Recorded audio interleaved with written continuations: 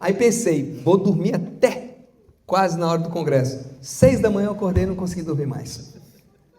Então, tive muito tempo para orar, para pensar, para rever as minhas anotações. Ainda aqui agora, eu estava anotando, desenhando aquilo que eu fazia no papel, ficava rabiscando e pintando até o final, antes de eu subir, até o último segundo. Eu nunca perdi essa mania, eu ainda continuo até hoje. Até o finalmente, eu estou...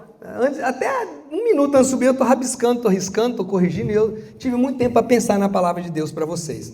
Parte dessa palavra, essa palavra é dividida em parte A e parte B. Parte A, primeira parte, eu vou estar falando do que Deus está fazendo e vou passar para você a visão do que Deus está fazendo. Lógico que vai falar para a sua vida também, mas vai falar do que Deus está fazendo na instituição, para nós. E a segunda parte dessa mensagem é o rema que Deus colocou no meu coração. É uma palavra viva para você. É algo que eu não sei se você está pronto, mas Deus não te quer ver mais em caquinhos. Está na hora de você ser restaurado, restaurada. Deus está trabalhando uma restauração, tem uma unção de restauração acontecendo. Eu sinto isso espiritualmente, eu discerno isso com toda clareza. A pergunta é, você quer ser restaurado ou você gosta de ficar quebrado? Então, na segunda parte, nós vamos começar um pouco sobre isso. Eu quero falar hoje para você do lema que nós estamos tratando, que tratamos com os pastores, tratamos com os obreiros, estamos tratando com vocês, que é Unidos para Expandir, a visão que Deus nos deu, a Home Church Japão, nos próximos 12 meses. Os últimos 12 meses foram meses de transição. Pastor Vitor e Andréa foram. Tem gente que ficou órfão, pensou, ai meu Deus, o que vai acontecer? O grande líder foi embora, a grande pastora foi embora, o que vai acontecer? E tem gente que está aqui hoje que não sabe nem quem é Vitor e Andréa, que chegou depois, já estão feliz da vida, e está assim, quem? Então assim, o reino de Deus é maior do que Vitor, Andréa, Marcelo, Gustavo. Hoje a gente está aqui, amanhã já não está, e o reino de Deus continua. Quem que estava na igreja de Timóteo imaginou que ia acontecer algo maior do que o que Deus estava fazendo com o bispo de toda a Ásia Menor, que era Timóteo? Timóteo se foi, a igreja cresceu, expandiu, tomou o Império Romano, se espalhou pelo mundo, obras maiores do que Timóteo está acontecendo. Eu não estou nem falando dos 12, já estou falando dos grandes pastores do passado. Quem é que pensou que depois de Spurgeon ia acontecer alguma coisa boa? Quem é que pensou que depois dos grandes pregadores ia continuar? Gente, o evangelho não para, até a volta de Jesus. Homens vêm e homens vão, mas a palavra e a promessa de Deus fica, e as promessas se cumprem. Tem pessoas que receberam uma promessa de Deus debaixo de um ministério e se decepcionaram com esse ministério e esqueceram das promessas. Deixa eu te dizer uma coisa, as promessas de Deus não têm revogação. É nele, em Jesus, o sim, é nele o amém. Deus não se arrepende do chamado, nem das promessas que Ele fez na sua vida. Não interessa se você se decepcionou com o pastor, o pastor pecou, a igreja que eu estava me feriu. A promessa de Deus não foi cancelada na sua vida. Você está entendendo o que Jesus está falando? Então você precisa acreditar nisso. Então, o Vitor foi, André foi, eu queria que eles fossem? Não, mas eu entendi, eles precisavam voltar. E o que eles estão vivendo hoje, estão felizes da vida, estão ainda no sabático deles, eles precisam disso. Então, o pastor Elvis precisa ir, eu queria, não queria. Eu quis vir morar aqui em 2007. E Deus falou, não, eu tenho gente melhor do que você para ficar lá. Eu falei, tá bom, então eu me contento de vez em quando só. Mas o ponto-chave é, Deus continua avançando. Então os últimos 12 meses foram meses de transição. Foi Vitor, foi André, vamos ver o que Deus vai fazer entre nós. Deixa a poeira baixar, deixa as pessoas ver o que Deus vai fazer. E aí passou isso, nós não estamos mais nesse problema, nós não estamos mais pensando nisso. Nós estamos planejando o futuro hoje. Deus está fazendo algo novo na Home Church. Escute o que eu estou te falando. Deus está fazendo algo novo na Home Church. Existe um cheiro de um avivamento vindo. E se você não tomar sua posição, você vai ver outras pessoas chegarem, assumirem a posição que era sua e Deus fazendo história através deles. Eu não quero que você fique de fora disso. Abra o seu coração e entenda o que Deus está fazendo aqui. Quando eu visitei pela primeira vez um jardim japonês tradicional, eu fiquei impactado. Eu vi pedras, eu vi verde, eu vi bambus, eu vi areia, plantas, águas, cada um tem a sua identidade bem definidinho. O jardim japonês não se mistura, né? Tá junto, forma uma lindeza, mas cada coisa é separada, é bem distinta uma da outra, e é feito para dar o choque, a pedra, com a grama, com o bambu, com a água, você vê, e fica lindo. É isso que Deus está fazendo entre nós. Deus está iniciando um tempo de unidade, onde você tem que entender que unidade não é conformidade, é todo mundo ser a mesma coisa. Unidade é cada um ter a sua característica e juntos, unidos, formarem um grande quadro que fica lindo. Como é o jardim japonês, é o que eu vejo que Deus está fazendo na liderança da Home Church, é uma harmonia nova, é um tempo novo, e é uma conexão que Deus está gerando que é espiritual. Essa é a imagem que Deus quer fazer entre nós. Deus quer unir as nossas igrejas, os nossos dons, os nossos talentos, sem apagar identidades, mas somando forças para criar algo que nenhum de nós poderia construir sozinho. César, você não construiria sozinho o que Deus quer construir com todo mundo. Gustavo, você não construiria sozinho. Fernando, você não vai construir sozinho. Os pastores de Kikugawa que estão em formação, os líderes, e o pastor Gustavo que é de lá também, não construiria sozinho. Porém, quando une todo mundo com um propósito só, e é tão lindo o que Deus está fazendo, se você tivesse ontem na reunião de pastores que nós tivemos o dia todo, você entenderia o quão rico é esse ministério. Meu Deus, que potencial de homens de Deus e de mulheres de Deus que tínhamos ali ontem. Eu fui para casa, encostei minha cabeça e agradeci a Deus. Falei, Deus, quando nós começamos, nós não tínhamos líderes nenhum. Nós tivemos que formar todo mundo. E alguns que chegaram machucados, feridos, e o Senhor curou, sarou. Veja o que o Senhor está fazendo, eu estou feliz demais. Nós temos uma capacidade na liderança desse ministério que eu vejo em poucos lugares do mundo, em algumas igrejas que eu visito, pouquíssimas eu vi isso. Nós entendemos que hoje Deus não nos chama apenas para sobreviver. Não é mais tempo de ficar falando de transição. A transição já foi, acabou hoje a transição. Está acabando com esse congresso. Agora é tempo de falar da expansão. Fala comigo, expansão. Então tem uma expansão vindo, é expandir a nossa fé, expandir a nossa visão, expandir a nossa influência aqui no Japão. Não é para a gente aparecer, ser grandão, é para a gente alcançar mais gente. A nossa plataforma é ir mais longe, para a gente ganhar mais vidas, para preparar mais pessoas para Jesus. Então,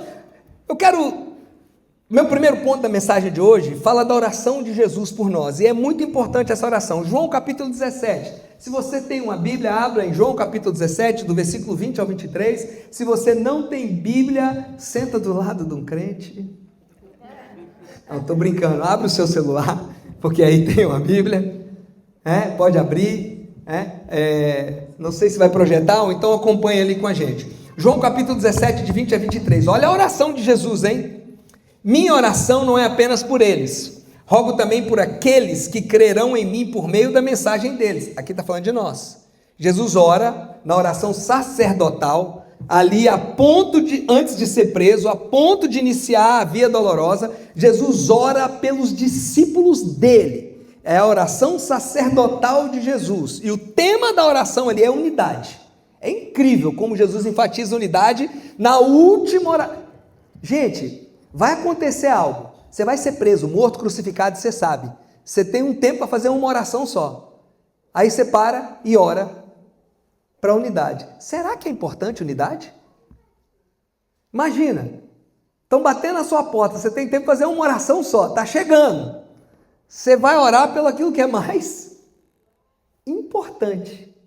Jesus ora pela unidade, e ele ora e diz assim, eu não estou orando só por esses 12, é isso que ele está falando aqui. Não é apenas por eles, também por aqueles que estarão um dia lá no Japão, que crerão em mim. Aqueles que através desses, que a mensagem vai expandir, vão crer em mim. Eu oro por todos esses, para que todos sejam um. Esse todos está incluído nós aqui nessa noite? Ele deixou claro aqui, né? Oração. Jesus não orou só pelos 12, ele orou por nós, os que viriam. Ele disse, para que todos sejam um, Pai, como tu estás em mim e eu em ti, que eles também estejam em nós, para que o mundo creia que tu nos enviaste. Gente, isso aqui dá Nós somos um e sendo um é que o mundo vai crer. Guarda esse pensamento aí. O que o mundo precisa para crer em Jesus é ver a gente unido.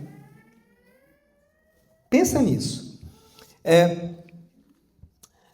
Dei-lhes a glória que me deste, para que sejam um. Ah, mas peraí, eu pensei que a glória era para fazer poder, milagre, era para, sabe, é para o reteté, para fazer o fogo descer, era para uau! Não, a glória que Jesus deu para a gente é para que a gente viva em unidade. Tem que repensar muita coisa, né? Tem muita gente que é tanto poder de Deus na vida dele e tanta grosseria com os outros. Eu desconfio de pessoas que dizem que têm intimidade com Deus, mas não conseguem ter relacionamento nenhum com o próximo. Eu não acredito nessa espiritualidade. Quem tem de verdade relacionamento com Deus, ele ama o seu irmão, ele perdoa, ele não sai caçando briga e inimizade com tudo quanto é crente só porque eles creem num batismo diferente, numa escatologia diferente, num ponto diferente de pensar. É meu inimigo. Não, não é assim. Então Jesus diz, dei-lhes a glória que me deste, para que sejam um, assim como nós somos um, eu neles e tu em mim, que eles sejam levados à plena unidade, a unidade completa. Esse é o projeto que estamos nos próximos 12 meses, que é plena unidade. Para quê? Para que o mundo saiba que tu me enviastes e os amastes como igualmente me amastes. Então, essa é a última oração de Jesus. Se era a última oração antes da cruz, é porque era prioridade, era importante máxima de Jesus. Ele não orou por crescimento numérico, ele não orou por milagres, ele não orou por expansão, ele não orou por tantas coisas que a gente poderia achar importante. Ele orou para que sejam um. Anote isso, unidade não é acessório do Evangelho. Unidade é a essência do que Jesus veio restaurar. Nossa conexão plena com Deus e uns com os outros. Não existe cristianismo verdadeiro se o nosso relacionamento não está restaurado com Deus e não está restaurado uns com os outros. Tem igrejas, aqui não, eu espero, onde um senta lá e o outro senta aqui. E o dia que um chega e senta aqui, ele levanta e vai para lá. Meu irmão, eu te amo, Deus te abençoe, mas eu quero distância de você. Como é que vocês vão fazer no céu? Se é que vão. Como é que vai acontecer isso? Eu briguei com fulano, vou sair da igreja. E você vai sair do céu também? Porque fulano, em tese, igual você, estão indo para o céu. Ou não estão indo, né? Sei lá. Mas se você acredita que vai, você vai separar de alguém porque você arrumou inimizade? Acerta, pede perdão. Isso é... Mas quem errou foi o outro. Pois é, se você souber que o seu irmão tem algo contra você, vai lá e pede perdão. Ensinos, como... Alguns aqui vão lembrar muito bem. Palavra do nosso Senhor Jesus Cristo. Ninguém ousou falar o graças a Deus, né? Mas é a palavra de Jesus Cristo. Ele que disse. Vai primeiro e acerta com o seu irmão. O seu irmão tem algo contra você. Vai lá e pede perdão. Libera. É coisa de crente. Unidade é coisa de cristão. Gente, não consegue andar em unidade quem não nasceu de novo. Isso é coisa de quem tem um coração transformado, é coisa de gente convertida. A essência do que Jesus veio fazer é nos unir com Deus e uns com os outros. Meu ponto número 2 aqui, nós precisamos de ter unidade em propósito, né? Unidade em propósito. A unidade não é para sentirmos melhor, a unidade é para que o mundo creia. Eu vou repetir isso. A unidade tem um propósito, é para que o mundo creia. Papai, mamãe, deixa eu ensinar um negocinho para vocês. A unidade de vocês não é para que vocês se sintam bem. É para que os filhos de vocês creiam que tem Jesus na vida de vocês. Que vocês não precisam viver se degladiando dentro de casa. Uma vez eu e Jussiara, na cozinha, eu perdi a paciência com ela, ela perdeu comigo. E eu falei, Ju, não estou com paciência para isso hoje não. Ela falou, mas você também, né? Assim, mas conversando, a gente conversando. Subimos o tom de voz um pouquinho. Pá. Eu falei, Ju, pelo amor de Deus. Uma das nossas filhas entrou em crise. Vocês vão se divorciar. Eu olhei para a Jussiara, ela olhou para mim e nós rachamos o bico de rir. Não me levem a mal. Não é que a gente não brigava. Não discutia. Não tinha argumentos fortes. A gente só nunca tinha tido até então na frente dos filhos. Eu gostaria de dar um testemunho para você e dizer, nunca tive na frente dos meus filhos, só que eu não consegui manter isso a vida toda. São 4 filhos, é muito tempo criando filho. Eu consegui no primeiro, no segundo, no terceiro teve um momento que a gente não conseguiu segurar. Mas até então, vamos dar uma voltinha? Já sabia, entra no carro. Ele tem, o tempo que tiver dentro do carro, ele pode brigar. Resolve tudo que ele resolver. Chegou em casa, voz mansa. As crianças não têm que ver que a gente está em crise. As crianças têm que ver papai e mamãe unindo. Ah, pastor, mas isso é hipocrisia. Não, isso não é hipocrisia. Não, mas as crianças têm que entender que a vida não é assim. Criança não tem maturidade para entender isso. Nem adulto tem. Criança tem que ver papai e mamãe orando, se amando, perdoando, beijando. Ô irmão, chega em casa, sua mulher lá na cozinha, pega ela, dá um gruda, beija ela, tomba ela assim na frente das crianças. Ô, glória! Deixa as crianças ver aquilo e falar assim, ó. Quando eles vão virando adolescente, eles falam assim, eca! Ui! Disgusting! Que coisa nojenta! Os meus americanos diziam, disgusting! Ui, pai, por favor! Eles vão ficando mais velhos e falam, go get a room! Vai achar um quarto para vocês! Eu estava maiorzinho, né? Mas tipo assim, faz na frente deles de propósito, deixa eles ver. É isso que eles têm que ver. Ah não, vocês brigam o dia inteiro lá, um no outro, pá. Aí vai pro quarto, aí se amam em privado. Ah, então é melhor depois que a gente briga. As crianças não estão vendo nada disso. As crianças estão crescendo só vendo o pau quebrando. Então leva um pouco desse fogo lá, com as devidas restrições, claro, para a cozinha, para a sala, para o cinema. Chega, às vezes, o marido assistindo um filme lá no sofá, assistindo futebol, mulher, chega e senta no colo dele e tasca o beijo nele e deixa os seus filhos ficar assim, ui mãe! Deixa as crianças ver isso, mostra unidade, mostra carinho, mostra amor. Isso na família funciona? Vocês acham que funciona? Sim ou não? Sim. Se filho vê papai e mamãe brigando, o que eles pensam? Não tem amor, certo? Sim ou não? Aí nós vamos para a igreja, Deus é amor. Ah, o Espírito Santo encheu o nosso coração, transbordou o coração com amor. Mas a gente brinca igual o UFC, gospel. E aí a gente quer que o povo lá fora olhe para a gente e veja que tem Jesus entre nós. Que tem unidade entre nós. Então está na hora da gente pedir perdão, ser humilde, entender que não tem problema que quem errou foi os outros, e daí? O importante é ficar bem. Não é assim no casamento? Os maridos aqui entendem o que eu estou falando ou não? Se você for pirracento, você está perdendo, filho. Você quer ter razão ou você quer ser feliz? Se você quer ser feliz, esquece razão. Porque as mulheres têm aqueles dias que não tem como. Em algumas mulheres é 3 dias, 4, em algumas é 28, 29 dias. Não tem como.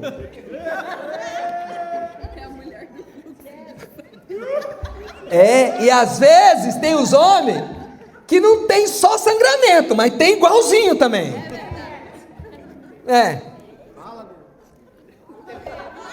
Ele está falando. Abre o ouvido aí. Então, gente, unidade com propósito. A unidade não é para a gente se sentir melhor, é para dar um testemunho. Ah, eu estou com raiva. Vamos resolver a raiva marido e mulher que tem que dar testemunho para as crianças. Vamos resolver a raiva aqui os cristãos que tem que dar testemunho para o mundo. Jesus falou. É na unidade que eles vão reconhecer eu e vocês. Então a gente tem que fazer isso. O Japão, onde menos de 2% é cristão. Falam 2%, mas está envolvido protestante, católico, espírita, falou de Jesus, é cristão. Está envolvido testemunho de Jeová, está envolvido mormon, está envolvido tudo que tem Jesus, é cristão. Ok? Só se cita em qualquer momento Jesus, é uma religião cristã. Então todos nós dizem que é quase 2%, 2%. Gente, isso não é nada. No Japão, onde tem menos de 2% da população que conhece a Cristo, a nossa unidade pode ser a chave que abre corações, onde pregações ou métodos nunca vão abrir. É a nossa unidade, é o nosso amor. Unidade visível é o evangelismo silencioso. Sabe como que papai e mamãe ensinam os filhos a ter um bom casamento? Vivendo em unidade e amor dentro de casa. Não precisa nem te falar nada. Criando tempo de alegria. A criança pensa assim, uau, quando eu casar eu quero ter quero ter isso. Quero ter uma vida dessa. Unidade completa, unidade plena. Jesus não pediu unidade fraca, unidade institucional, mesma placa, mesmo nome, mesmo isso, mesmo aquilo. Jesus pediu unidade. Tem gente que, a gente é unido, o que a gente tem? Comprar uma casa, comprar não sei o quê, até divorciar e racha tudo no meio. Somos unidos, uma igreja só, mesma placa, daqui a pouco até dividir, já tem outra placa.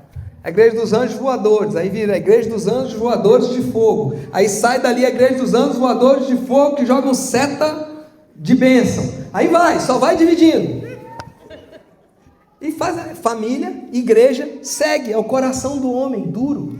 Então a nossa unidade tem que ser unidade plena. Ele pediu unidade plena como a Trindade. Diversificação de funções, totalidade de propósito. Funções diferentes, mas estão fazendo a mesma coisa. Estão caminhando junto. Então aplicação prática, nossas 4 igrejas. A igreja de Ovo, a igreja de Kikugawa, Okazaki, Gifu, são chamadas a responder a oração de sermos um para que o mundo creia. Então nós vamos dar um testemunho nesse Japão de unidade. Nós não estamos falando de unidade institucional, não. O pastor presidente mandou, vamos fazer besteira. Nós vamos estar junto que a gente ama. Vamos conhecer uns aos outros, vamos nos alegrar com o que Deus está fazendo na outra igreja, vamos aprender, vamos trazer de lá, vamos estar junto, vamos misturar, sabe? Vamos fazer um negócio diferente. Posso contar com vocês para isso? Mas eu sou de Kikugawa, eu sou da igreja primeirinha aqui.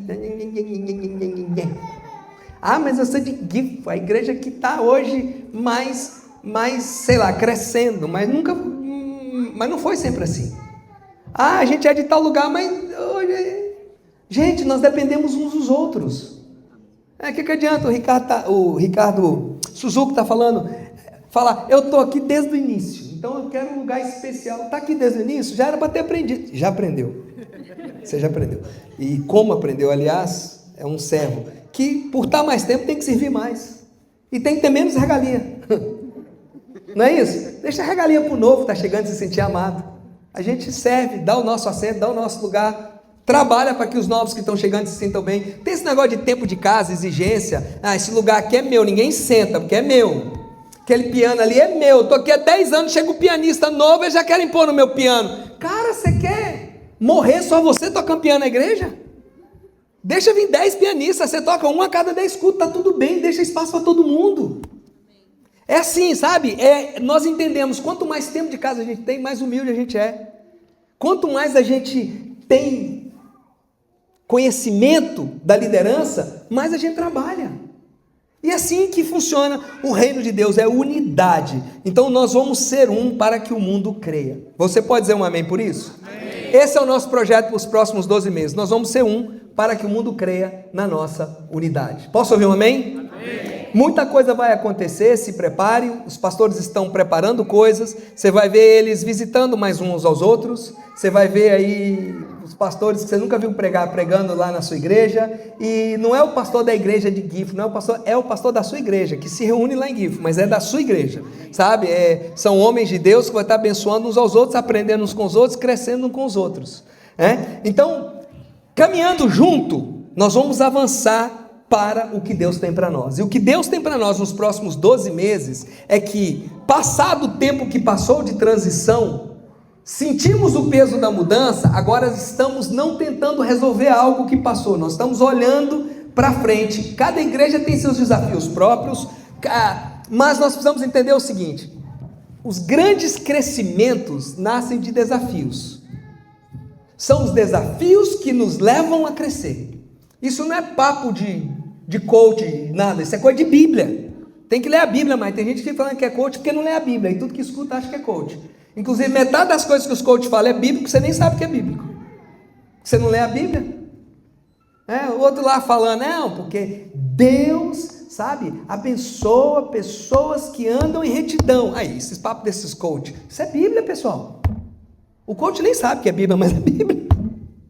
Está falando porque, então assim, às vezes a gente fica criticando os negócios por não conhecer. Eu não estou defendendo eles não, tá? Eu acho que eles têm o lugar deles lá na área deles, eu trabalho lá também, e aqui é outra coisa. Eu também tenho minha empresa, eu trabalho lá, mas aqui é outra história, aqui é evangelho. Então nós temos que saber o que é Bíblia, para não ficar rejeitando aquilo que é Bíblia para nós. E o que é Bíblia para nós? Nos períodos de crise é que Deus forma grandes líderes.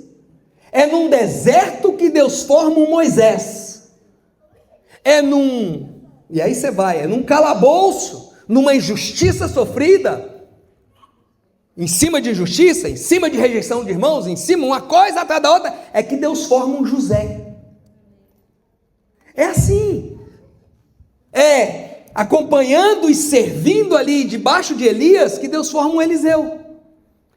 Não é do dia para o outro, está tudo bem, aí nasceu um grande líder. Grandes líderes nascem de grandes desafios. Você está vivendo um grande desafio hoje? A minha pergunta é, esse desafio vai arrebentar você, ou você vai nascer um grande líder ali no meio desse desafio? Você decide. Se ele arrebentar você, a gente está aqui para te ajudar a catar os cacos. Vamos orar por você, vamos chorar com você, vamos interceder por você. Jesus não vai desistir de você, vai continuar ministrando, vai continuar. Porém, se você decide não se arrebentar, sentir o peso, sentir a dor, pedir ajuda e falar, eu vou vencer isso em Cristo, você vai sair disso um líder muito melhor do que você entrou. Você vai sair disso mais forte. Com 11 anos de idade, eu estava trabalhando com meu tio, que me levou para me ocupar, porque o meu pai estava no hospital para morrer, e ele tinha uma fábrica, era um laboratório que fazia alguns complexos, algumas medicinas, e tinha que encher os litrinhos, na época, na bisnaguinha pequenininha, de elixir paregórico. Vocês lembram disso? E eu estava ali enchendo esses no laboratório, ele me levou, falou, trabalha aí, faz isso aqui, ó. Aí me deu uma luva, me ensinou, e eu ali no meio dos adultos, trabalhando, luva, máscara, enchendo aquilo ali e tal, tocou o telefone, eu tirei minha luva, tirei minha máscara, fui, montei na bicicleta. Quando eu estava na esquina, meu tio saiu gritando atrás de mim, quando tocou o telefone, algo falou dentro de mim, seu pai morreu. Tinha 11 anos de idade, 11 anos de idade. Assim, alguém perdeu o pai tão novo assim como eu aqui? Então você sabe o que eu estou falando. Sua vida muda do dia para a noite. E eu era o irmão mais velho. E meu pai, já desde os 8, 9 anos que eu tinha, ele já sabia que ele estava enfermo, enfim, a enfermidade foi muitos anos. Ele batia nas minhas costas, me sentava no colo, batia nas costas e falava assim, você vai ser o homem da casa, você vai ser o homem da casa. Naquele dia, aquele menino entendeu que ele tinha virado o homem da casa. Infância? Tive, com 30 e poucos anos de idade. Quando eu resolvi começar a fazer umas besteiras. Eu quero aprender a surfar, quero uma moto, eu quero um jet ski, eu quero não sei o quê. Já estava velho já. Fazer arte de criança. E aí, o que eu podia fazer? Eu desistia da vida? Eu ia para o mundo do crime? Eu ia adotar um pai traficante? Eu ia fazer o quê? Deus me guardou, tudo isso passou diante de mim, mas Deus me guardou, me levou para os Estados Unidos. Ali, várias vezes eu queria gritar, pai, cadê você para me ajudar? Eu não tinha um pai para me ajudar. Quando eu segurei o meu filho no colo, eu queria que meu pai segurasse o neto no colo. Eu não tinha um pai. E eu pensava assim, meu Deus, eu não sei nem o que eu dou para essa criança, porque eu não tive, eu perdi de 8 anos em diante, meu pai já era muito doente, o que eu tive foi antes disso. Memórias lindas, coisas lindas, mas tantos momentos da minha vida que tudo que eu queria é que meu pai batesse nas costas e falasse assim, orgulho de você. Isso poderia ter me destruído. Eu decidi não apenas ser um bom pai, não apenas lutar, não sou perfeito não, mas lutar para ser um bom pai. Como decidi ser pai de muitos líderes e pastores ao redor desse mundo. Por quê? Porque o que me faltou, e eu sei que é importante porque me faltou, eu decidi aprender para dar para outros. Eu descobri que tem pessoas que cresceram com papai e mamãe dentro de casa, o papai está lá vivo até hoje e nunca foi pai de verdade. Eu descobri que tem homens que tudo que precisa é que um líder acredita neles e fala assim, cara, vem cá filho, deixa eu te ajudar, vamos embora, você vai alcançar coisas. Então o que é uma das áreas mais fortes da minha vida hoje, que é um coração paterno, é o que eu não tive. Dá para você entender o que eu estou falando? Aquilo que é o seu maior desafio pode se tornar a área que você mais tem êxito na sua vida. Eu não tive aquilo. Então eu vou buscar, eu vou aprender, eu vou encontrar Deus. E foi isso, eu encontrei Deus e cresci. Eu não estou falando isso para me elevar, eu estou falando isso para dizer para vocês que eu sou igualzinho a vocês. Eu estou contando a minha história, está todo mundo me ouvindo e pensando assim, eu também tenho a minha, pastor, e talvez é mais triste do que a sua. A minha pergunta é, você vai deixar isso te deixar em caquinhos? Ou você vai entender que o que faltou na sua vida, o que está quebrado na sua vida, pode se tornar algo glorioso se você deixar Deus trabalhar? Cada um enfrenta os seus desafios. Desafios são transformados em oportunidades. Moisés morreu, tem um Josué. Tem um Josué. Elias morreu, tem um Eliseu. Jesus morreu, tem os 12, tem os 70, tem os 120, tem os 500, tem vocês que estão aqui hoje. Deus não planeja transições, dores, lutas para nos diminuir. Ele planeja para nos reposicionar, para que a gente possa avançar. A transição é só a dor, a transição, a luta, é só a ponte para a promessa. Deus já está nos esperando do outro lado. Amém. Você consegue entender isso? Amém. No meio da sua dor e da sua luta hoje, do que quebrou na sua vida, aquilo é só uma ponte. Do outro lado está Jesus te esperando. Se você ousar, acreditar, crer, avançar e não deixar isso te destruir. Nós temos a visão para os próximos 12 meses, é unido para expandir. Nós temos 4 pilares nessa unidade. Unidade de coração. Nós vamos ser unidos de coração. E nós precisamos ser unidos. Filipenses 2, 1 e 2 fala sobre isso. Se há alguma exortação em Cristo, alguma consolação de amor, alguma comunhão do Espírito, alguma ternura e compaixão, completem a minha alegria, tendo o mesmo modo de pensar, o mesmo amor, um só Espírito, uma só atitude. Sabe, nós não queremos relacionamentos operacionais, relacionamentos superficiais, institucionais. Nós queremos uma cultura de honra, que celebra e protege as diferenças. Uma das coisas mais interessantes numa floresta de bambu, se você não estudou isso ainda, e aqui tem muitas, é que você pode botar fogo, que nasce tudo de novo. Porque a força do bambu não está no que está para cima, está na raiz. A raiz é profunda, pastor? Também, dependendo do bambu. A maioria do bambu não é a profundidade da raiz. Ela aprofunda um pouquinho e ela ramifica para o lado. E ela se entrelaça com todas as outras raízes. Então uma floresta de bambu, você pode cortar tudo por cima, que por baixo está tudo ligadinho, sai tudo outra vez. Floresce tudo outra vez. Pega fogo e nasce tudo outra vez, porque aonde ficou uma traz a seiva, traz a vida para outras e nasce dali. Elas estão entrelaçadas embaixo da terra, sustentam as árvores. Não tem vento que derruba a floresta de bambu. Não tem tempestade. Sabe, quando a gente lê 1 Coríntios 12, a gente para ali no que é a unidade que o apóstolo Paulo fala, é o versículo 12 de 1 Coríntios, ele diz, o capítulo 12, versículo 12, ora, assim como o corpo é uma unidade e tem muitos membros, e todos os membros, mesmo sendo muitos, formam um só corpo, assim é Cristo. Cada igreja, cada pastor, cada líder mantendo a sua função, mas correndo pela mesma visão. Nós vamos também trabalhar a unidade dos recursos, que já existe, a gente trabalha assim, a gente trabalha com um caixa unido e é a melhor coisa que nós fizemos desde o início. Kikugawa já teve dinheiro, Makinohara já teve dinheiro para sustentar outras igrejas que estavam nascendo. Teve outros momentos que Kikugawa precisou de ser ajudado. Gifu, quando começou, a gente precisou de investir em Gifu. Já tem momentos que Gifu está ajudando. E isso tem sido muito bom. Então a gente trabalha assim. Isso é uma riqueza enorme, porque nós temos alguma coisa acontecendo. Isso é mais ou menos eu e minhas 2 irmãs. Lá em casa, se um tem dinheiro, todo mundo tem dinheiro. Já é tão interessante que nós já sentamos numa mesa, isso não é exagero. Sentamos numa mesa para acertar a conta, os 3. Aí uma disse assim, Kátia, a minha irmã Micheline, Kátia, você me deve tanto. Marcelo, eu te devo tanto. Não, mas Kátia, eu te devo tanto. Aí fomos fazendo a conta, no final falou assim, não, então dá 1.000 para ela e zerou. Ninguém deve ninguém. Que era tanta volta que tinha, fomos anulando um que devia o outro, um deu 1.000 e zerou, acabou.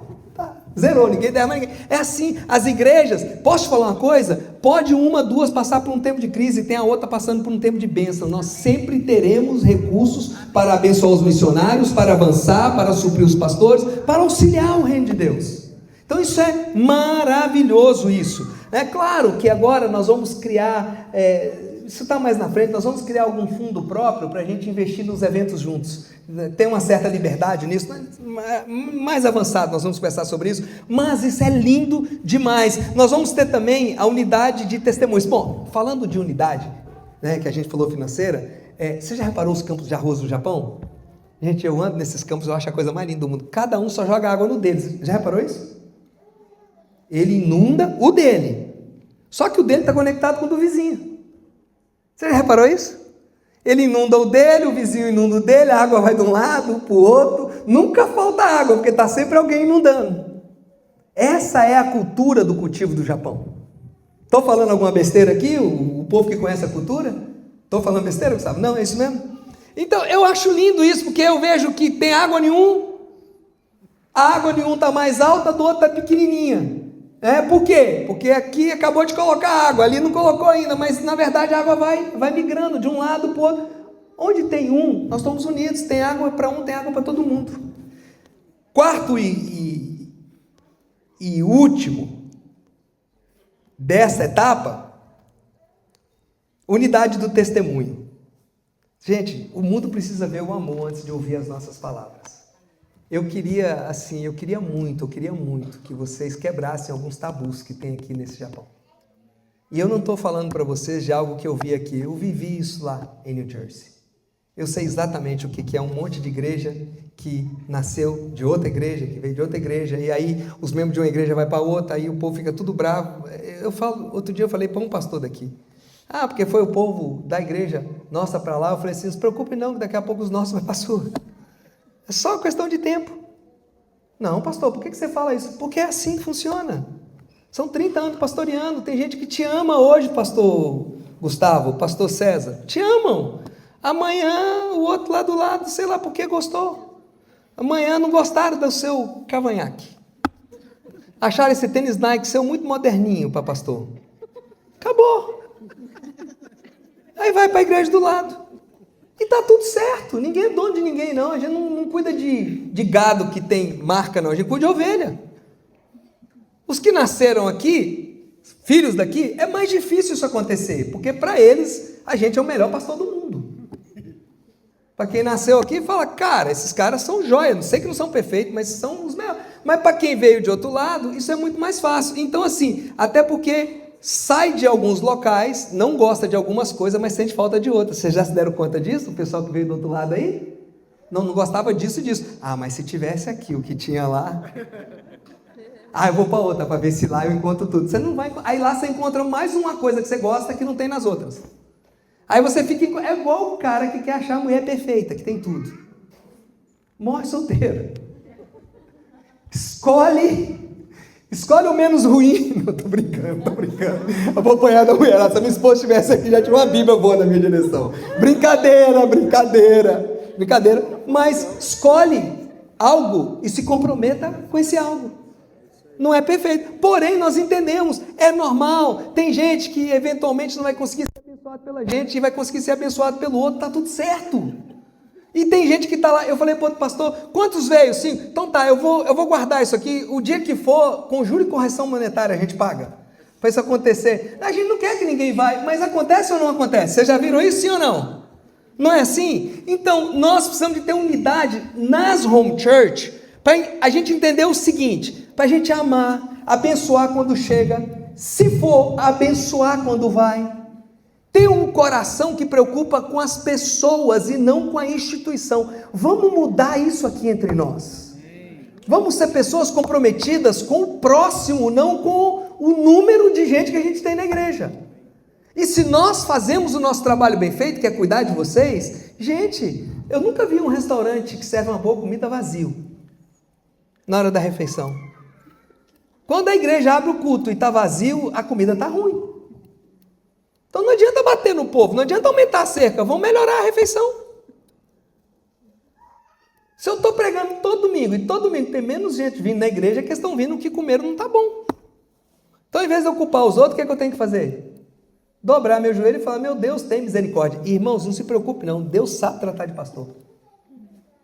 Assim que Deus trata de pastor, começa a minguar a igreja, o cara vira mais crente que todo mundo. Ele ora, ele busca a Deus. Às vezes Deus faz de complô, faz você ficar em casa porque é um aniversário de alguém, é uma festa de alguém, é o jogo do Corinthians, é o não sei o quê, e aquele domingo está vazio. O pastor vai para casa e, Deus, o que eu estou fazendo de errado? Me perdoe. Se humilha, porque pastor é o bicho mais bom do mundo. Se ele chega domingo, a igreja está cheia, ou sábado, ele vai... Gente, pensa num cara que passa a semana feliz. Você quer dar alegria para o seu pastor? Aparece na igreja no dia do culto. Só isso. Acredite no que eu estou te falando. Vale mais do que dar presente no aniversário dele. Vai no culto no dia do culto. Gente, pastor é o bicho mais fácil de se agradar. Você fica pensando, como é que eu vou agradar o pastor? Vai para o culto. Só isso. É assim ou não é? Rapaz, hoje o Elvis falou para mim, parece que o povo liga um para o outro e faz um rodízio.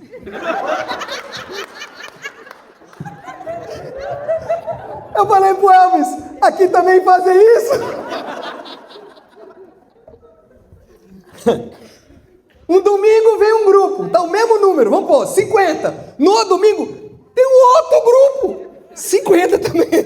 No outro domingo, um outro grupo completamente diferente, deu 51. Se juntasse os três, meu Deus, daria ali uns 100, 120, sei lá. Nunca aparece todo mundo junto. Um dia eu cheguei no culto de domingo, a igreja lotada, eu olhei e falei, meu Deus, qual igreja que veio visitar a gente? Não tinha um espaço, eu olhei e falei, uou! Aí fiquei olhando o rostinho de todo mundo. Eu conheço todo mundo. Todo mundo é ovelha, achei um casal lá atrás que não era. Pensei, e perguntei, cadê vocês todo domingo? Tem essa rotatividade, isso é normal, isso acontece, viu? Mas às vezes parece que Deus de propósito sabota e faz vocês ficarem em casa, ou permite, ou sei lá, ou é o capeta que faz para entristecer o pastor, nem sei, algo acontece, que o pastor chega na igreja, e ele vai orar, ele vai buscar Deus. Gente, vamos aparecer, vamos estar junto, vamos amar os nossos pastores, vamos amar uns aos outros, vamos ter uma coisa de unidade, em nome de Jesus. Escuta, na sua família, tem ou não tem um tio, uma tia, um primo doido? Tem? Tem ou não tem um parente que fala mais do que o mundo todo falando? Tem ou não tem alguém que se mete onde não tem que se meter na sua vida? Tem alguém assim na sua família? Tem alguém que você só tolera porque é da sua família? Se não fosse, você não via nunca mais.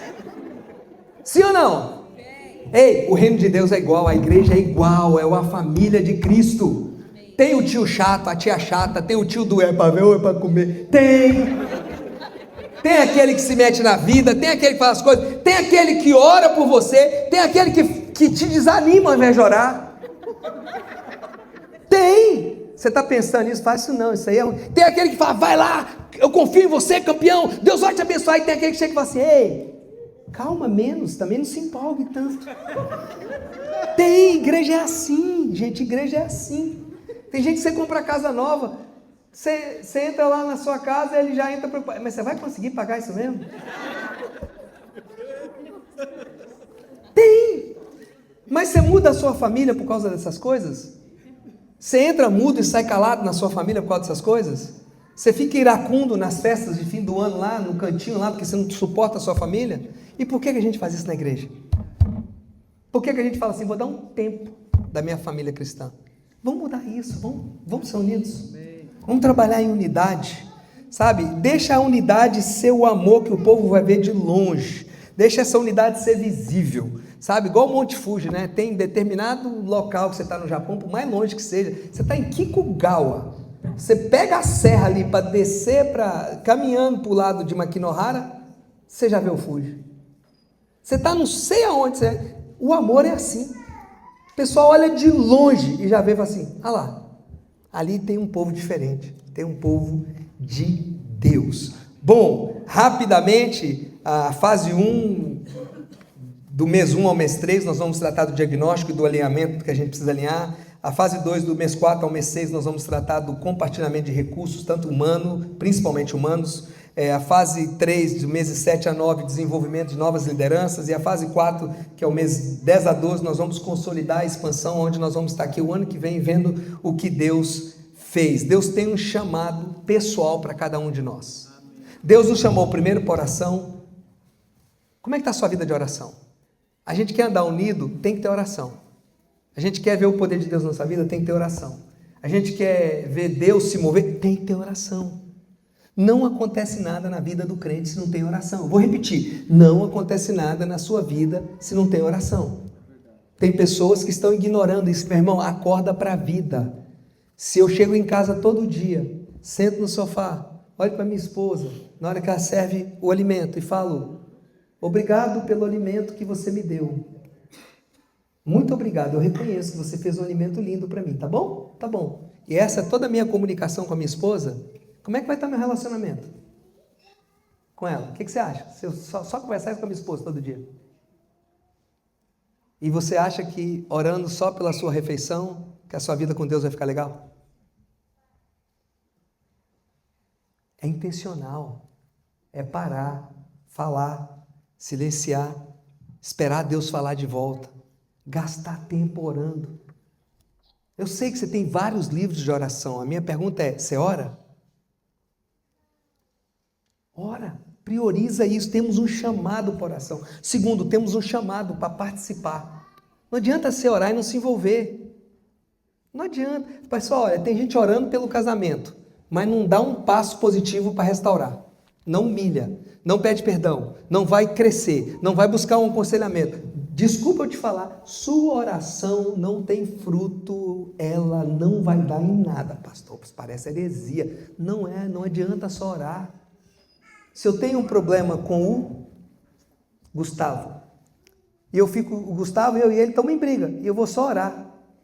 Só orar. Passo 10 anos orando pelo nosso problema. Eu resolvi o meu problema com você, Gustavo? A gente continua brigado. Oração resolve tudo? Não, a oração vai levar eu quebrar meu coração, ao Espírito Santo trabalhar em mim. Eu vou pedir: Deus, tenha misericórdia. Trabalho no coração dele. E aí eu tenho que fazer o quê? Parar de orar. Ir lá e falar. E expor. Sua esposa está ferida com você, você dobra o seu joelho: Deus, restaura o meu casamento. Amém. Mas vai lá e senta com ela e fala: deixa eu me acertar com você, me dá uma chance de pedir perdão onde eu errei. Deixa eu aprender. Vamos buscar uma ajuda, vamos para uma terapia. Eu falo sempre para os homens, tá, pessoal? Porque eu estou falando mais para os homens mesmo, mas as mulheres estão incluídas, tá? Tem alguns casos que, uma vez, foi aqui no Japão até, eu falei muito sobre homem bravo. E aí, no final do culto, veio um monte de homem falar para mim, falou: pastor, você tem que falar de mulher brava também. Que as mulheres aqui são bravas. Você precisa dar um toque nisso aí, que as mulheres aqui estão batendo nos maridos. A Lei Maria da Penha aqui é o contrário, é o João da Penha. Então, tem que trabalhar e tem que participar. Ora e vai servir, ora e vai acertar, ora e vai trabalhar. Esteja disponível para os projetos conjuntos. Ah, mas vai ter o Biuan lá em Guifo. Ah, não vou levar meus filhos lá em Guifo, não. É muito trabalho. Você sabe quanto custa a Tomei? Sei. Por acaso sei.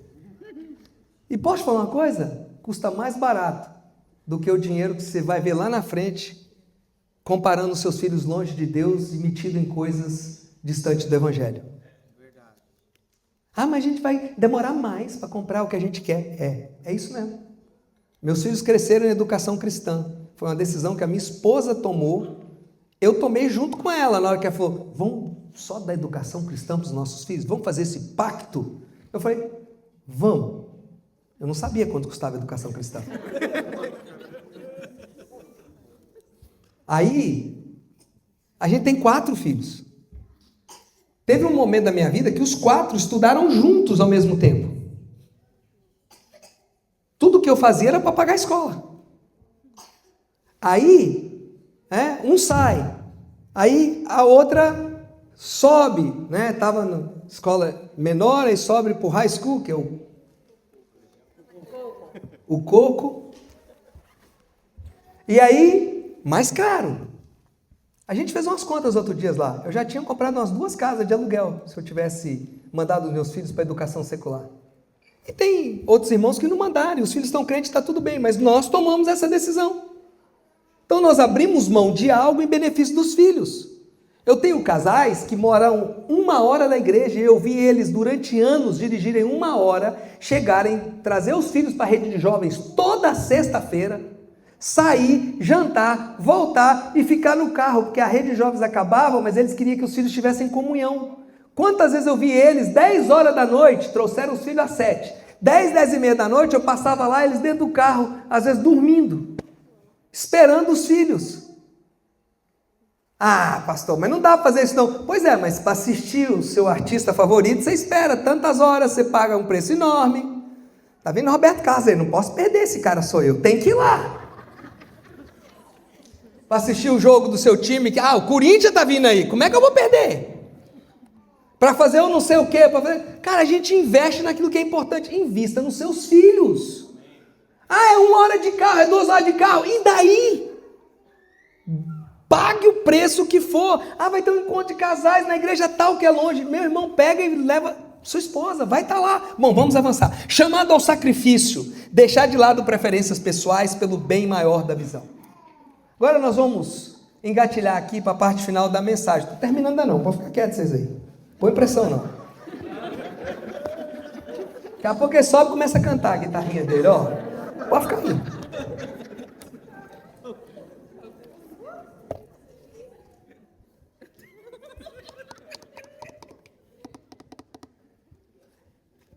Eu queria, até agora falamos sobre estrutura, unidade, trazendo isso para a nossa vida e casamento também. Agora eu quero falar sobre, não sobre a estrutura de igreja, eu quero falar sobre você. Eu conheci, há um tempo atrás, algo que eu quero comprar para mim, não tive tempo ainda, eu não sei se eu vou ter tempo dessa vez, senão no final do mês eu vou estar aqui de novo, eu estou vindo ao Japão, vou subir uma montanha com os irmãos aí. Tem alguns de vocês aqui, deixa eu ver, que está subindo a montanha lá? Deixa eu ver a cara de quem é para me pegar bem pesado com vocês. Legal. Que bom, graças a Deus. Olha, quinta-feira eu estou em Gifu, não é isso? Terça-feira eu estou em Gifu. A maioria de vocês é de Gifu, não é? Sim. Os outros que não são de Gifu, poderiam terça-feira estar lá em Gifu de tarde, em algum momento, para a gente ter um tempinho junto nós? Vocês acham que vocês conseguem? Sim ou não? Bom, se não, no final você vem me procurar aqui, quem vai, mas eu volto no final do mês e não vou, é muito rápido, vou vir para algo específico, então eu vou, se eu não conseguir comprar agora, eu compro no final do mês, mas eu quero comprar isso para mim. Mostra aí.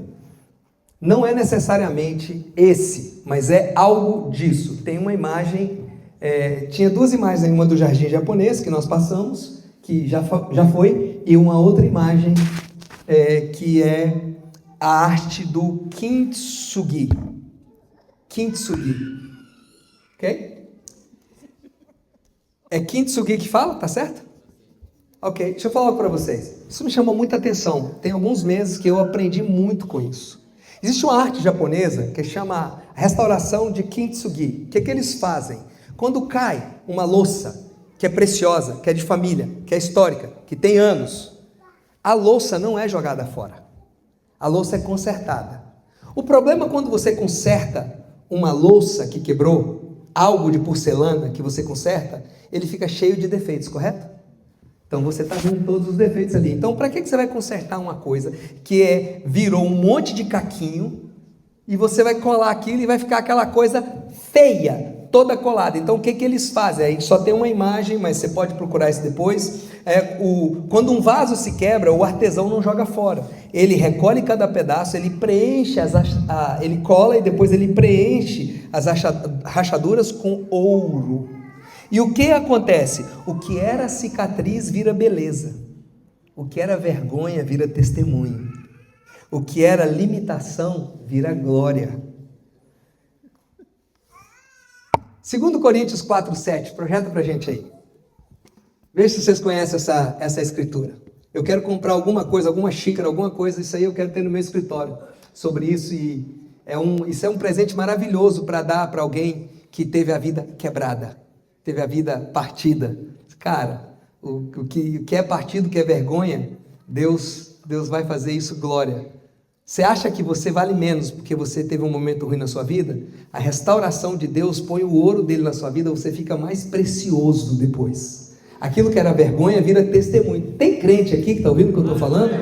O que era vergonha vira testemunho. Aonde você era envergonhado, hoje você é mais valorizado, porque você tem aquele testemunho que você foi quebrado e restaurado pela mão de um artesão que é um artista, que sabe o que está fazendo. Temos, porém, esse tesouro em vaso de barro, para que a excelência do poder seja de Deus e não de nós. E aí o que acontece? Esse tesouro que nós temos é num vaso de barro, esse vaso de barro se parte. Nós temos a ilustração, né, da casa do oleiro, onde o barro se perde, ou endurece, ou é feito de uma forma errada, então ele é amassado, ele é quebrado, ele é triturado, e é feito outra vez, quebra a minha vida e faça de novo, eu quero ser um vaso novo. Quem é cristão de berço aqui, cresceu cantando isso. Então, é lindo isso, mas quando Deus faz novo, a glória da segunda casa é maior do que a da primeira. O que Deus faz na nossa vida após uma restauração é muito maior do que a gente teve antes. Se teve arrependimento genuíno, transformação genuína, se teve convicção do pecado, Deus escolheu vasos frágeis porque a glória é dele. Eu nunca vi um pastor que sobe no púlpito, um pregador, profeta, evangelista, arcanjo, arcebispo, sei lá o que você quiser pôr, fiote de anjo, que está lá que tem asinha nascendo, que está no púlpito, falando mal de outros homens de Deus. Eu nunca vi terminar bem isso. Gente que diz que é muito santo, que critica os outros que estão pecando, que se acha o justiceiro da fé, o defensor do evangelho. Ei, o seu Cristo não é fraquinho, que precisa que você fique vociferando, criticando quem está pregando para defender o evangelho de ninguém, não. Jesus morreu pela igreja dele, a noiva é dele. Para de querer mandar na noiva dos outros, cuidar da noiva dos outros, viu? Você é suspeito esse negócio. Quem fica querendo cuidar da noiva dos outros, dá treta, não dá não? Que história é essa? Eu lá até, o pastor lá tá pregando algo herege, eu tenho que denunciá-lo. Peraí, o Deus que eu sirvo está morto? Deus não é o suficiente para resolver esse pepino lá? Eu que tenho que usar o tempo que você veio aqui para ouvir eu pregar o evangelho, para falar que o outro não está pregando? Eu tenho um problema com algumas coisas assim, desculpe, assim, ore por mim, isso já ajuda. Eu vejo no rádio o povo, meu irmão, dá dinheiro, vejo na televisão, dinheiro para a gente manter o programa de rádio no ar, porque isso é um ministério, e ele passa pedindo dinheiro para pôr o rádio no ar, para falar mal de outros ministérios. Eu falo, meu Deus do céu, não estou entendendo, programa de televisão tem que mandar dinheiro, mandar programa para falar mal dos outros. Outro dia eu estava ouvindo uma música, eu te disse, eu tenho uns problemas, ore por mim.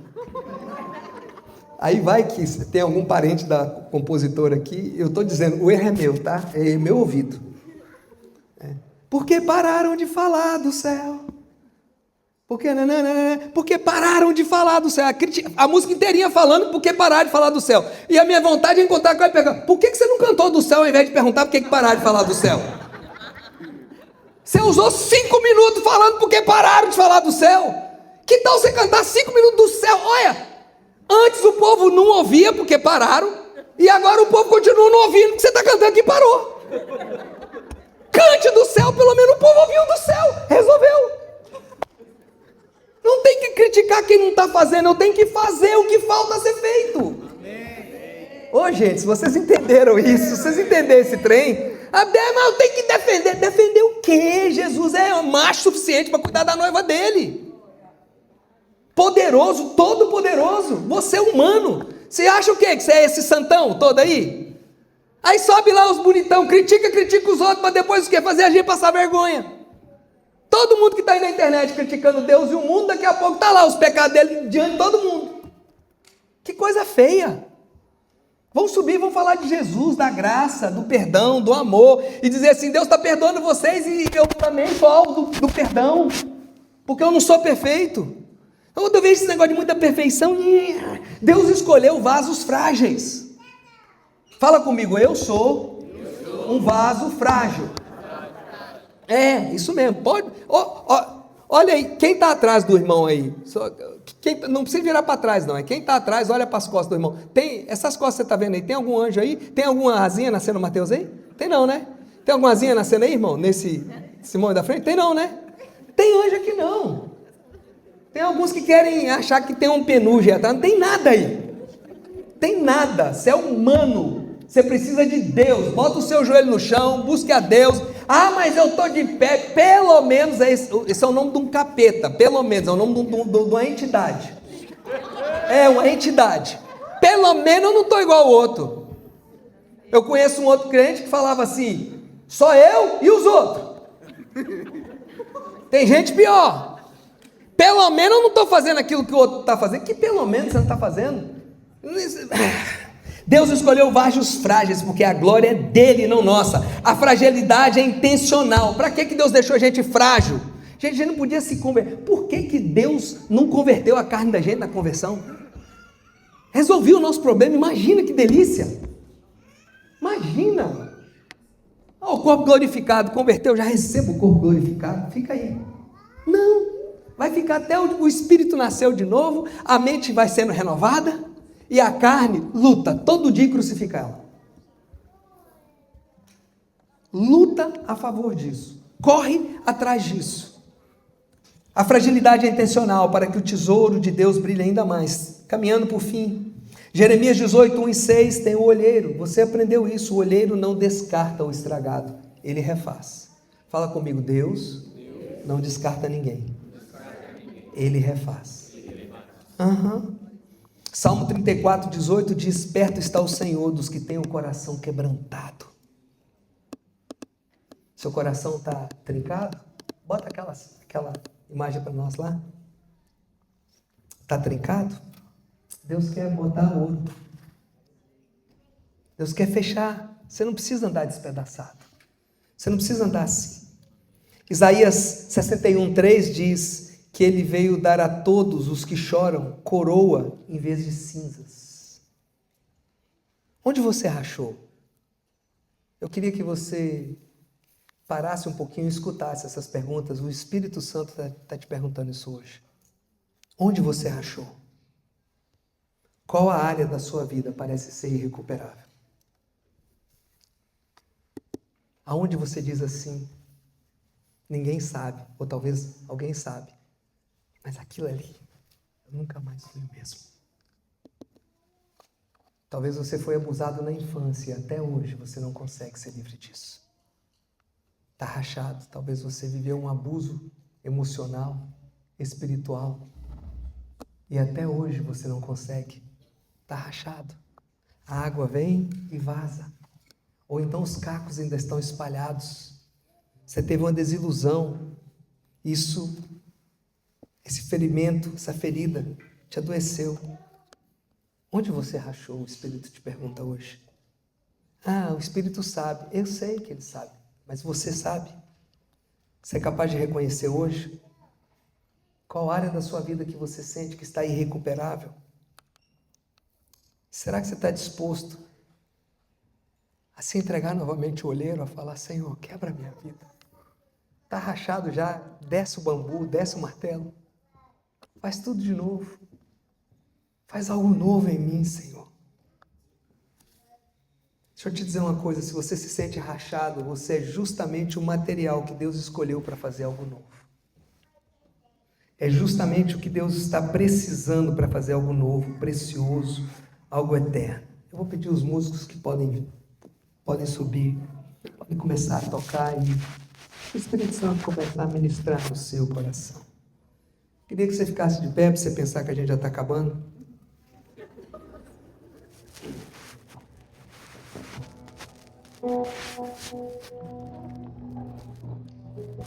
Fica de pé e feche os seus olhos. Espírito Santo de Deus. Espírito Santo de Deus. Hoje pela manhã, enquanto preparava isso, revia isso, tive uma imagem, filme na minha cabeça de uma marreta velha, ferrujada, vindo com toda a velocidade e batendo numa cristaleira daquelas que a gente lá no Brasil guardava, a China, né? Os China, falam nos Estados Unidos. Como é que vocês falam no Brasil? As louças, as porcelanas. E vinha aquela marreta velha e voava caco para tudo quanto é lado. Eu fechei os meus olhos, eu comecei a orar, vendo esse filme na minha cabeça, e eu comecei a entender o que Deus estava falando. Tem pessoas aqui que receberam tanta marretada do inferno, sua vida foi tão despedaçada, e alguns de vocês hoje não sabem direito ainda o que fazer, como vai ser. Chegam em ministérios diferentes, mudam de países, mudam de cidades, muda tudo, mas não conseguem voltar ao que era. Posso te dizer uma coisa? Desculpe, tenho duas notícias para te dar. A primeira é: você nunca vai voltar ao que você era. Nunca mais. Você foi rachado, quebrado, despedaçado. Você nunca mais será o que você era. Aceita isso. Está repreendido, pastor. Repreenda não, aceita isso. Porque eu tenho a segunda notícia para você. Deus não quer que você volte ao que você era. O que Ele quer é pegar você e fazer aquilo dali que você viu. Ele quer te pegar e te restaurar. Ele quer curar suas feridas. Ele quer naquela rachadura que ficou na sua vida, Ele quer botar o bálsamo dele, Ele quer fechar aquilo com o tesouro dele. Ele quer que as pessoas olhem para você e vejam: ele foi macetado um dia, mas olha, se ele valia uma coisa, hoje ele vale 100 vezes mais, porque ele foi restaurado pelo artesão principal, que é Deus. O ouro de Deus está sobre a vida dele, a bênção de Deus está sobre ele. Não, você não vai voltar ao que você era, mas você será infinitamente mais valioso depois de você deixar Deus restaurar a sua vida. A memória ficará, a dor vai, a cicatriz ficará, mas a dor não precisa mais ser sentida. Levante as suas mãos diante de Deus agora. Diga assim: Senhor, usa-me. Mas primeiro, diga comigo: Senhor, usa-me. Mas primeiro, restaura-me. Eu quero hoje me submeter a essa restauração. Continue com suas mãos levantadas. Pai, em nome de Jesus, nós repreendemos, Senhor, tudo aquilo que o diabo fez na vida dos teus filhos. Todo aquelas marretas que vieram, Senhor, e junto com as marretas e com os cacos vieram o decreto: você nunca mais será o mesmo. Hoje nós rejeitamos esse decreto e nós decretamos o que a tua palavra diz: que se o Filho do Homem restaurar, perdoar, libertar, verdadeiramente eles serão livres. Que o Senhor faz nova todas as coisas, que a glória da segunda casa será maior do que a da primeira, que o Senhor vai transformar em risos, em danças, a dor, o siso, que o tempo do cativeiro será esquecido e virão dias de celebração. Senhor, eu profetizo sobre a vida dos meus irmãos hoje. Eu oro que hoje termina um ciclo e começa um outro. Não, Senhor, hoje nós entendemos que não seremos mais iguais. Nós somos despedaçados, doeu, e alguns de nós temos cacos espalhados ainda, mas hoje nós nos submetemos à tua mão, Senhor. Nós nos rendemos a ti. Faça algo nas nossas vidas. Deus está derramando ouro sobre as suas rachaduras.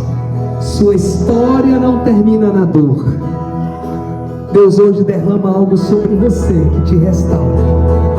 Enquanto nós adoramos ao Senhor, quer saber? Não tem muito espaço aqui na frente, mas não faz a menor diferença. Hoje você vai nesse altar dizer: Deus, acabou o tempo de capa. Hoje começa o tempo de restauração na minha vida. Você precisa dessa oração, você precisa dessa declaração. Enquanto nós adoramos ao Senhor com louvor, corra aqui no altar. Chega o mais perto do altar que você tiver. Nós vamos impor a mão sobre você e vamos orar a você. Mas venha rápido enquanto adoramos ao Senhor. Louvado seja o teu nome, Senhor.